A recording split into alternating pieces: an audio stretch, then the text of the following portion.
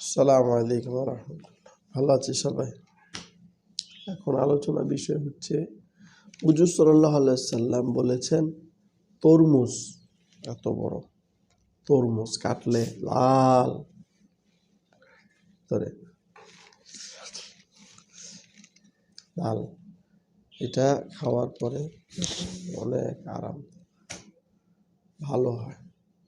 ঠিক আছে, তরমুজ এটা খাইলে ঠান্ডা, এখন গরম আস্তে আস্তে বাড়তেছে না, যখন তরমুজটা খাবো তখন একটা আরাম লাগে।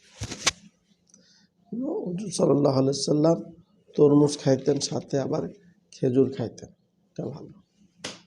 বুঝতে পেরেছি সবাই? সালামু আলাইকুম।